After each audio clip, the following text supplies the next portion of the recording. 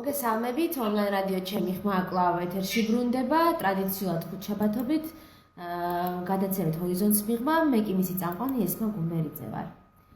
დღეს 13 ივნისია, ახლოვდება 14 ივნისი, შიშიმოპირთა უფლებების დღე, ჩვენ მოგეხსენებათ საქართველოში გვიყვარს ორ-ორჯერ სხვადასხვა დღესასწაულების აღნიშვნა და სხვადასხვა დღეების და ასეთი არის სწორედაც, რომ შიშიმოპირთა უფლებების დღეც ერთხელ აღნიშნავთ 3 დეკემბერს საერთაშორისო დაწესებულ დღეს, ხოლო მეორე არის უკვე საქართველოში 14 ივნისი შიშიმოპირთა უფლებების დაცვის ეროვნული დღე.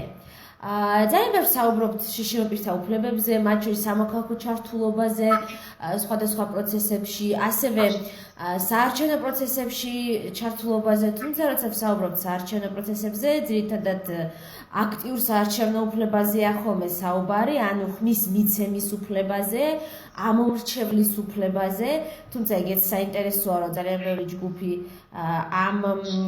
ამ კონტექსტშიც, ანუ როგორც ამომრჩეველი, ასევე დაკარგულია და შეუმჩნეველია სახელმწიფოსთვის. დღეს სწორედაც რომ დავწერე იმის შესახებ, რომ შიშიმოპირთა შორის ყველაზე მეტი სწორედ უსინათლო აძლევს ხმას, თუმცა უსინათლონების საჭიროებები ნამდვილად არ არის სამწუხაროდ არც პოლიტიკურ დისკურსში, არც სხვა აქტივისტურ დისკურსში გათვალისწინებული, არც მედიაში არ საუბრობენ ისე აქტიურად უსინათლოებზე, არც პოლიტიკოსების სხვადასხვა პროგრამებში, არც სხვადასხვა სამინისტროები და მინისტრები. თუმცა ჩვენ დღეს შევეხებით კიდევ უფრო ნაკლებად განხილვად და კიდევ უფრო ჰორიზონტს მიღმა მართლაც რომ დამალულ საკითხზე, რომელიც არის შიშიმოპირთა პასიური საარჩევნო უფლება, ანუ უფლება ვიყოთ არჩეულები, უფლება ვიყაროთ კენჭი როგორც კანდიდატებმა და რეალური შესაძლებლობა ამისა, უფლება თეორიულად, რა თქმა უნდა, ჩვენ ამის გვაქვს, კონსტიტუციით გარანტირებული, თუმცა საინტერესოა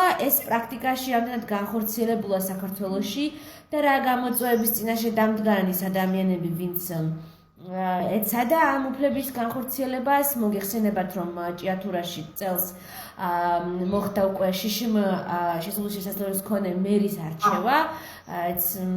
ძალიან სასიხარულო ამბავია, გაყენებულად, რომ არ ვისაუბროთ, ესე ვთქვათ, პოლიტიკურ კონტექსტზე და ასე შემდეგ. თუმცა დღეს ჩვენ ვისაუბრებთ ქალბატონ ივეტასთან, ადამიანთან, რომელიც სახელისუფლებო პარტიის მიღმა, ხელისუფლების გარეშე შეეცადა, რომ გამოსულიყო პოლიტიკურ ასპარეზზე. ეს არის მართლაც რომ უპრეცედენტო შემთხვევა. ძალიან ხშირად ვსაუბრობთ იმაზე, რომ შიშიმოპირები ძირითადად სწორედაც რომ სახელისუფლებო ძალის მხარდაჭერით გადიან და სარგებლობენ ამ პასიური საარჩევნო უფლებით და ცდილობენ, რომ კენჭი იყარონ საპარლამენტო თუ ადგილობრივი თვითმმართველობის არჩევნებზე. თუმცა ქალბატონმა ივეტამ ეს სტერეოტიპიც დაამსხვრია. მან 2012 წელს კენჭი იყარა როგორც დამოუკიდებელმა კანდიდატმა ზუგდიდის საკრებულოს წევრობაზე, მაჟორიტარობის წევრობაზე თანაც, რაც მთავარია, რაც საკმაოდ ძნელია ჩვენს რეალობაში, ვიცით სხვადასხვა მოწყვლადი ჯგუფების მიერ, რომ მაჟორიტარად იყარო კენჭი, ხო, ქალების თვის შეზღუდული შესაძლებლობის მქონე პირებისთვის და ორმაგად უფრო ძნელია და საინტერესოა სწორედაც ის თუ როგორ შეძლო და რა გზა გაიარა ქალბატონმა ივეტამ, როგორც შეზღუდული შესაძლებლობის მქონე პირმა, კანდიდატმა და როგორც ქალმა კანდიდატმა ერთდროულად. ქალბატონ ივეტა, ძალიან დიდი მადლობა, მოგესალმებით ჩვენს გადაცემაში, კეთილი იყოს თქვენი ამ გადაცემაში ჩართვა ასე დისტანციურად. დიდი იმედი მაქვს, რომ მომავალშიც უკვე ფიზიკურად შეძლებთ ჩვენს გადაცემაში სტუმრობას და უფრო დეტალურად კიდევ სხვა საკითხებზეც მათ შორის საუბარს. თუ შეიძლება რომ გვითხრათ უფრო მეტი თქვენს დღევანდელ საქმიანობაზე და შემდეგ გუშუალოდ რომ კამპანიაზეც გადავიდეთ. დიახ, მოგესალმებით ესმა, მოგესალმებით ვირтуальნ რადიო მსმენელებო, დიდი მადლობა გადაცემაში მოწვევისთვის, დიდი სიამოვნებით გეწევით მომავალში სტუდიაში. გეტყვით, რომ 21 წელია ვმუშაობ არასამთავრობო ორგანიზაციაში, რომელსაც ქვია ასოციაცია დია, მისთვის სახელწოდება გახლავთ შეზღუდული შესაძლებლობის მქონე ქალთა და შეზღუდული შესაძლებლობის მქონე ბავშვთა დედათა ასოციაცია დია. მოხალისეები ამ ორგანიზაციაში და მოხალისეობიდან სხვადასხვა პოზიცია გამოგიარდა პროექტის დირექტორობამდე. პროფესიით ვარ ფილოლოგი, მაქვს სამეცნიერო ხარისხი და თქვენი ნებართვით მცირე ინფორმაციას ვიტყვი ასოციაცია დეაზე, რადგან ეს ჩემთვის ძალიან მნიშვნელოვანი ორგანიზაციაა, რომარ ასოციაცია დეა, ის შესაძლებლობები რაც მქონდა ადრე და მაქვს თვალსაც კარისმებმა დაჩებოდა ჩემთვის. ასოციაცია დეა დაფუძნდა 1990 წელს ბრიტანული ჰუმანიტარული ორგანიზაციის ოქსფამის ბაზაზე და დაარსებიდან დღემდე 150-ზე მეტი პროექტი განხორციელებული ადამიანის უფლებების დაცვის მიმართულებით თუ დაბაკონკრეტებთ საქმიანობის სფეროს დასაქმებაც ეს არის რეალობრივი თვითმმართველობის მონიტორინგი და განვითარების ხელშეწყობა, ინკლუზიური განათლების დანერგვა, ახალგაზრდების არაფორმალური განათლება, პრაქტიკული ციგნიერების ამაღლება, ამომრჩევლების და მათი ინფორმირება არჩევნების და საარჩევნო პროცესზე, გენდერული და ოჯახში ძალადობის შემცირების ხელშეწყობა, ქალთა პოლიტიკური გაძლიერება და ასე შემდეგ ძალიან ბევრი მიმართულებით ვმუშაობ. მე ოდნავ შესწორება შევიტანეს თქვენს ნათქვამში, მე 2012-ში აღიქვები გენს, იყვები 2014 წლის საარჩევნოებს. ახლა ეს იყო რაც მინდოდა მეთქვა ჩემს რეკა. ძალიან მნიშვნელოვანი საქმიანობას ეწევა მართლაც რომ დეა და განსაკუთრებით პოლიტიკური წიგნიერების კუთხით, რაც ყველგან მთელი საქართველოს მასშტაბით ძალიან დიდ გამოწვევას წარმოადგენს, სწორედაც იმისთვის, რომ ადამიანები არ დავრჩეთ მოტყუებულები, მოქალაქეები და შეცდომაში არ ვიყოთ შეყვანილები და არ მოვითხოვდეთ ჩვენ პოლიტიკური ელიტისგან, რომ შეცდომაში შეგვიყვანოს და თუნდაც მოგვატყუოს. ქართული ივეტა, თუ შეიძლება უფრო მეტი გითხრათ, უშუალოდ თქვენს პოლიტიკურ, ასე თქვათ, იმ ნაბიჯზე, იმ გადაწყვეტილებაზე, რამ განაპირობა თქვენი დაინტერესება, რომ გამხდარიყავით კანდიდატი მაჟორიტარობის და ჩართულიყავით ადგილობრივი თვითმმართველობის საქმიანობაში? ჩვენ ოქსამის მხარდაჭერით 2014 წელს ახორციელებთ პროექტს ქალთა პოლიტიკური უფლებების დაცვის ხელშეწყობა სამეგრელოს რეგიონში. ამ პროექტის მიზანი იყო ქალთა წარმომადგენლობის გაზრდა ადგილობრივ თვითმმართველობაში და სწორედ ამ პროექტის ფარგლებში შექმნა ქალთა საინიციატივო ჯგუფმა წარმატებინა არჩევნებში როგორც დამოუკიდებელი მაჟორიტარი დეპუტატობის კანდიდატი. სწორედ ამან განაპირობა ეს ყველაფერი. და თუ შეიძლება რომ თქვენი პროგრამის შესახებაც გითხრათ უფრო მეტი, რა გქონდათ გათვალისწინებული პროგრამაში, რით განსხვავდებოდა ის სხვა კანდიდატთა პროგრამებისგან მაგალითად? იცით, მე იმაზე წამფირდებოდი მოსახლეობას, რაც კანონში ადგილობრივი თვითმმართველობის შესახებ არის გაწერილი, როგორც მაჟორიტარი დეპუტატის უფლება მოვალეობა. ეს იქნებოდა საკრებულოს ხსოვნებისა და კომისიების მუშაობაში მონაწილეობის მიღება, ამომრჩევლების, ზოგადად მოქალაქეების მიღება, მათი წერილების, წინადადებების საჭიროების განხილვა, მათი ინტერესების დაცვა საკრებულოში, შუამდგომლობა სხვადასხვა სამსახურებთან. მე ვეუბნებოდი ამომრჩევლებს, რომ მათ ინტერესებს უფრო პრინციპულად გავიცავდი საკრებულოში, ვიდრე ამას სხვა კანდიდატი გააკეთებდა, რომ დავდგებოდი არა მათ წინ, არამედ მათ გვერდით და მათთან ერთად და მათი ჩართულობით მოვაგვარებდით როგორც ქუჩის, ასევე დასახლების პრობლემებს. მე არც ერთ შეხვედრაზე არ მithქვამს მოსახლეობისთვის არ ერჩიეთ მე, არამედ ვეუბნებოდი, რომ თავისუფალი ყოფილიყო არჩევანში, გაეკეთებინათ სწორი არჩევანი და სწორედ ამაში ვუსურვებდი მათ წარმატებას. ეს იყო ჩემი განსხვავება, თუ მინდა ვისაუბროთ იმაზე, რით განსხვავდებოდი მე როგორც კანდიდატი სხვა კანდიდატებისგან. და რამდენად გქონდათ გათვალისწინებული მაგალითად ქალების საჭიროებები, შიშიმოპირების საჭიროებები თქვენს პროგრამაში? ეს მე ცალკე არ გამოვხდი არც ერთ ჯგუფს, არც სისტემის და შესაძლებლობათა შესწავლის მიხედვით მე ვიქნებოდი არჩევის შემთხვევაში ყველა მოქალაქის ინტერესების დამცველი საკრებულოში თანაბრად გამარჯვება წესისა და შესაძლებლობათა შესწავლისა. ამდენად გარკვეული აქცენტი და კონკრეტული აქცენტი იმაზე, რომ მე განსაკუთრებულ კომისიებს გავატარებდი ვთქვათ შესაძლებელი შესამსხურებლებისთვის ან ქალებისთვის, ეს ჩემს პროგრამაში არ იყო. ამავდროულად თანაბრად ხელისუფლების დამცველი ვიქნებოდი თანაბრად საკრებულოში. მოგყვებით უფრო მეტი თქვენი კამპანიის შესახებ, ანუ უშუალოდ ვინ გედგათ გვერდში, მაგალითად როგორ აგროვებთ ხელმოწერებს, როგორ მიმდინარეობდა აი მოქალაქეებთან შეხვედრები ამ დროს თუ შეიძლება აი საინტერესოა რა გამოცდილება იყო ეს დიახ, კეთვით ჩვენ მიმდინარეობდა საინიციატივო ჯგუფი, რასაკვირველია, ასოციაციები, წევრები, ასევე ოჯახის წევრები მოხმარებოდნენ და სამი მოხალისე ახალგაზრდა მოხმარებოდა შოტანისწყლის უნივერსიტეტში. სულ ეს იყო იმ ადამიანების გარემოცვა და ის ადამიანები, რომლებიც მოხმარებოდნენ საარჩევნო კამპანიის წარმოებაში, ხელმოწერების შეგროვებაში, მოსახლეობასთან შეხვედრებისას, მათ ინფორმირებისას და ასე შემდეგ. როგორ იყო მოსახლეობის რეაქცია? აი, როდესაც თქვენ დააყენეთ კანდიდატურა, როდესაც თქვენ მიდიოდით და ხვდებოდით მათ და ესაუბრებოდით ამ სხვადასხვა ზოგად პრობლემებზე, ხო, ანუ ყველასთვის მნიშვნელოვან პრობლემებზე.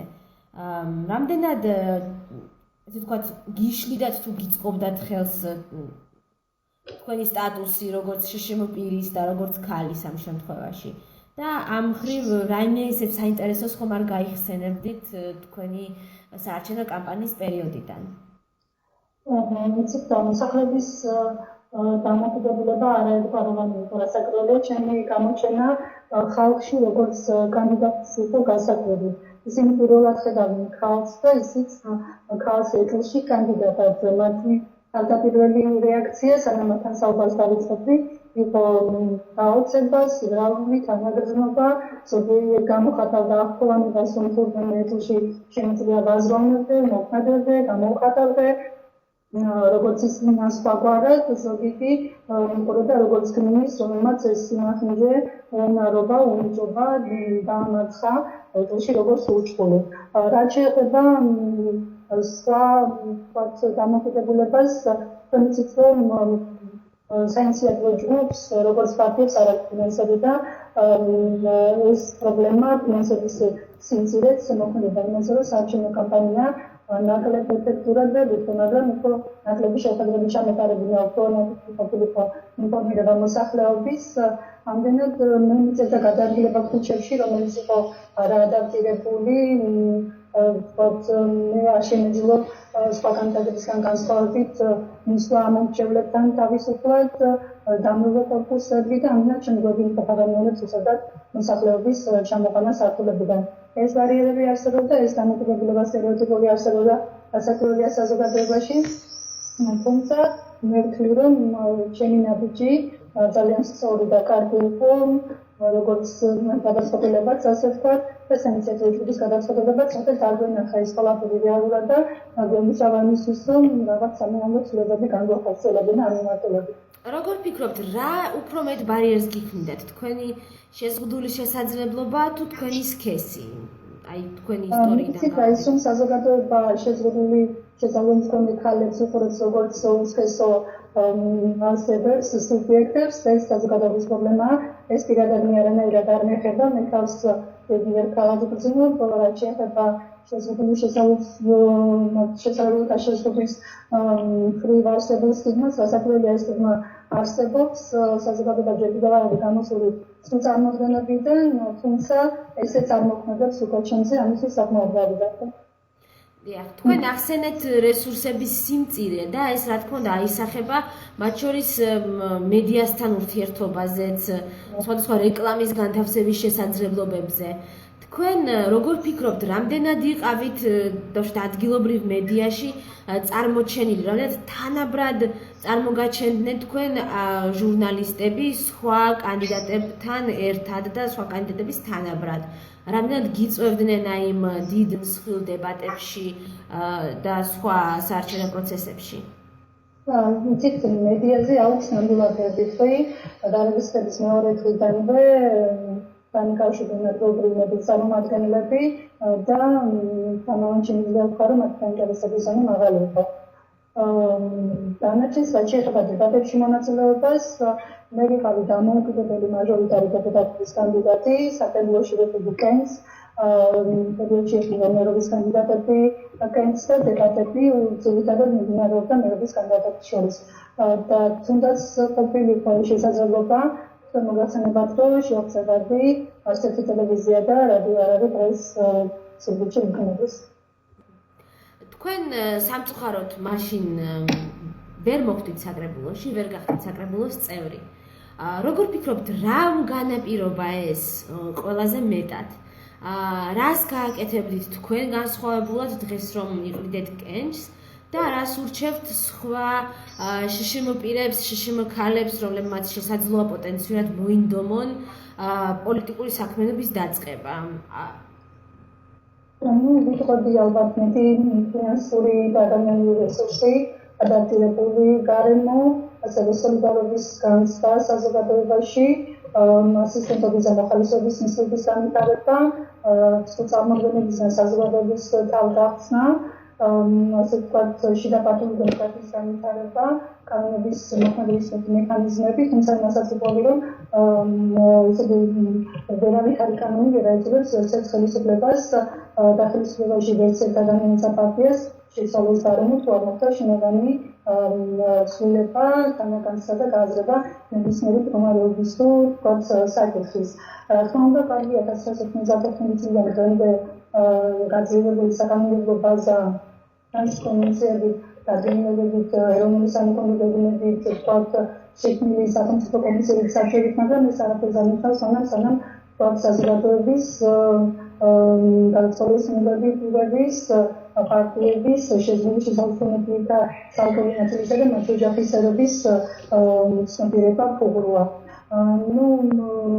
და იტალიაში ქალებმა, რომლებიც პოლიტიკურ პარტიაში მონაწილეობის მიღებას გადაწყვეტენ, განათლების გარეშე მოვახსენებათ, რომ პოლიტიკაში ვერ მოხვალ და განათლებაც რომ მიიღო დასაქმებისას ხდება ის, რომ ეს ადამიანებს სთავაზობენ დაბალანას ცხოვრებას სამსახურს, ან დაბალი რანგის სამსახურებს, ასევე სპეციალურ საწარმოებში ადგილს და სამხატვრო პოზიციები ამ ადამიანებისთვის დახურულია. რაც ყველაზე მთავარია, ამ ადამიანებს საქმეული აქვთ არჩევანის უფლება, ისინი ვერ ირჩევენ სამიღო განათლებას, სად მუშაობენ, სად დაისვენონ და ასე შემდეგ. და როცა სახელმწიფო და ვთქვათ საზოგადოება არაყურებს ამ ადამიანებს, როგორც უდევის მქონე ადამიანებს, შესაბამისად ვერც პარტია არ ყოფს მათ რესურსად და საზოგადოებაც ვერ ყოფს მათ რესურსად, ისინი უპირატესობის სუბიექტები ხდებიან სამწუხაროდ, რომელიც უნდა შეიძალონ და დღეს თქვენ გაგანმოხსენებათ, რომ შეძლებული შესაძლებელი და დინამიკების ცხოვრება საკუთარი სახლის გარეთან თავდება და სწორედ ისინი არიან დაავადებისა და დისკრიმინაციის მსხვერპლი ყველაზე მეტად და აღარ უნდა უთხრა იმ ხალხს, რომლებმაც ამ ყველაფერს თავი დააღწიეს, მათ თვითონ იციან, როგორ უნდა იმოქმედონ, როგორ ვთქვათ დააღწიენ თავი ფორმალური არსებობის მასშტაბებზე, როგორ არიან პასუხისმგებლები ეს გადაწყვეტილების. საინტერესო არის თქვენი აზრით რა ჯობია ასეთი ჯგუფებისთვის, თუნდაც მაგალითად და პროპორციულ საარჩევნო სისტემაზე გადასვლა რამდენად ხელს შეუწყობს, თუნდაც ქალების, თუნდაც შეზღუდულ შესაძლებლობის მქონე პირების პოლიტიკურ გამოჩენას პოლიტიკურ ასპარეზზე. Როგორ ფიქრობთ, თუნდაც რა უფრო ადვილია ცენტრალურ დონეზე, თქვა საპარლამენტო არჩევნებში წარმატების მოპოვება თუ ადგილობრივი თვითმმართველობის დონეზე? მე გითხარით, თქვენ პოლიტიკაში ვერ მოხდეთ განათლების გარეშე და რადგან დღეს ძალიან ბევრი ადამიანი ვერ იღებს განათლებას და განათლებას რომ იყოს მას არ აქვს არანაირი გამოცდილება მუშაობის, მას არ აქვს ის უნარები ეს განვითარებისთვის ვთქვათ საჭირო რესურსი, ასე ვთქვათ ამ შემთხვევაში ძალიან რთულია ელაპარაკო იმაზე, რომელი სისტემა, რა პრინციპები და რა სახის ვთქვათ გარემო შეუწყობს ამ ადამიანებს ხელს, რომ მეტად გამოჩნდნენ ისინი პოლიტიკაში, იმიტომ კი არ უნდა მოვიდეს შეზღუდული შესაძლებელი პირი, რომ ის არის შეზღუდული შესაძლებელი პირი, რომელიც იმის გამო, რომ მას აქვს განათლება, მას აქვს უნარები და ის ვთქვათ საჭირო თვისებები, რაც პოლიტიკაში მხოლოდ ადამიანს სჭირდება. პოლიტიკაში ყველა არის ეს მაინასაც ხედავთ, რომ ყველა არის ჩართული და პოლიტიკა განკარგული საქმე არ არის ადამიანებისგან ცნობიერები მომასწავლე არ ცნობიერებენ. მე გეტყვით, რომ გამახსენდა ენდრუ ჰეივუდის ერთი ფრაზა, რომ მხოლოდ რობინზონ კრუზოვით საზოგადოებას მოსწავლე ადამიანებს არ შეუძლიათ იყოს ჩართული პოლიტიკაში, მათ შეუძლიათ მართონ ვთქვათ გაუწვევ მეურნეობას, შექმნან ხელოვნების ნიმუშები, მაგრამ პოლიტიკაში ვერანაირად ვერ იქნებიან ჩართული ამინად პოლიტიკაში პოლიტიკისა და მეორე ადამიანის ასევე გამოჩენილი. ამიტომ შეიძლება პარასკევ არ გამოჩნდეს მასშტაბში, მაგრამ აუცილებელია რომ რაღაცა რესურსი, ორგანიზაცია, რაღაცა პარტია გამოჩნდეს მასშტაბში პარასკევას საკუთრ მათ შეუძლონ ხელი თქვა ამ პოლიტიკაში პარტია მონაწილეობას. თუმცა ჩვენმა ქართულმა რეალობამ ისიც გვაჩვენა, რომ განათლება სულაც არ არის აუცილებელი წინაპირობა პოლიტიკაში მოხვედრის. არც мотивация, არც აქტივისტური გამოცდილება, ჩვენ ყოველ ჯერზე ვწმუნდებით ამაში, ხედავთ ადამიანებს, საკმაოდ არაკვალიფიციურ ადამიანებს, რომლებიც ხვდებიან პოლიტიკაში და სამწუხარო რეალობა ის, რომ მხოლოდ მოწყვლად ჯგუფებთან მიმართებაში დგება ეს მოთხოვნები, რომ თქვენ ან შშმ პირები ან ქალები, თქვენ თუ გინდათ პოლიტიკა, თქვენ უნდა იყოთ განათლებულები, თქვენ, ანუ ჩვენ მიმართ ყენდება უფრო მაღალი მოთხოვნები და ჩვენ თავს შესაძლოა უფრო მაღალ მოთხოვნებს ვუყენებთ, ვიდრე საზოგადოება რეალურად იმ კანდიდატებს, რომლებსაც არჩევნებზე ხმას აძლევს. საინტერესოა ქალბატონო ივეტა, როგორ შეაფასებთ, რა შეიცვალა თქვენ მიერ კენჭისყრის შემდეგ თქვენს გარშემო, თქვენს თემში, თუნდაც სრულიად ზუგდიდში, რა გავლენა მოახდინა თქვენმა კამპანიამ ზოგადად თემზე? გაიმარჯვა, რასაკვირველია მამაკაცმა ერთ-ერთი პარტიიდან სახელმწიფო კანდიდატმა თანამედროვე სახელმწიფო კანდიდატმა მაგრამ მე რომ მეც გაიმარჯვა ჩემში, მაგრამ სხვაგვარად და ჩემი გამარჯვება ის არის, რომ ხალხმა დაინახა და გააცნობიერა, რომ ეს არ შეიძლება იყოს მიზეზი ჩაკეტვის, რეგულარობის, ვთქვათ, მოქმედობის, უზურების, რომ მიწაში ადამიანის სხვა ადამიანის მსგავსად აქვს ნიჭი, უნარი, შესაძლებლობები, რომ მეტალში არ არის ადამიანი მოწყალების სუბიექტი და შესაბამისი არაფერია, რომ მეტალში ადამიანი შეიძლება იყოს კანდიდატი არჩევნებში და ეწლი არანაირად არ ქმნის გარკვეულებებს საკუთარი და ხის ინტერესების დასაცავად. რაც შეეხება შეიცვალა ამ წლებში გეტყვით, რომ 20 წლიანი საუბარი არასამთავრობო ორგანიზაციაში და ამ წლების განმავლობაში როგორც პირადი, ასევე ორგანიზაციის საქმიანობიდან გამომდინარე, მე ყოველთვის მქონდა ურთიერთობა მოსახლეობასთან, ისინი ბენეფიციარებთან, დასავლეთის ინტერესებთან, მედიასთან, ამდენად ისინი მიცნობდნენ და განკვეთით შესაძლებელია მათთვის ცნობადი შეტავი და ფაქტობრივად არჩევნების შემდეგ მოხდა ის, რომ მოსახლეობა ისევ აუცილებლად ჩვენ გამოსავდა, მე ვეხმარებოდი ამდენად კონკრეტულად ზუგდიდში რა შეიცვალა მაგას ვერ ვეთქვით, მაგრამ დამოკიდებულება და თითქმის იმაზე, რომ შესაძლებელია ამ კატეგორიის ადამიანები მოვიდნენ პოლიტიკაში, ნამდვილად დაიწყო და ნამდვილად დაინახეს ადამიანებმა, რომ ეწლი არ არის ქმნის გარკვეულებებს პოლიტიკაში მოსვლისთვის. დიახ, სწორედ ეს არის მნიშვნელოვანი, რომ აი ეს პროცესი ცვლის, როდესაც სხვადასხვა ადამიანები ერთვებიან ხომ მრავალფეროვანი ქალები, შშმ პირები, ეთნიკური უმცირესობების წარმომადგენლები და სხვები სხვადასხვა პროცესებში, სხვადასხვა ნიშებს როცა იკავებენ, განათლება იქნება ეს, დასაქმება პოლიტიკა, სამოქალაქო აქტივიზმი თუ სხვა ნებისმიერი აკადემიური სფერო, ხო, საუნივერსიტეტო, პედაგოგიური საქმიანობა და სხვა და სხვა.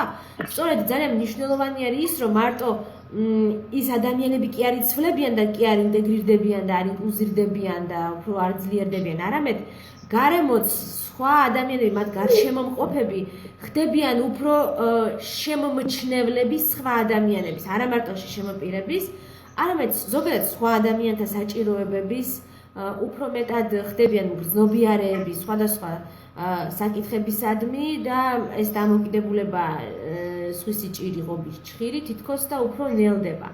თქვენი აზრით, თქვენი გამოცდილებით ქალბატონო ივეტა, რა არის დღეს საქართველოში პოლიტიკურ სივრცეში მოხვედრის და წარმატების კარგი პრერეკვიზიტი?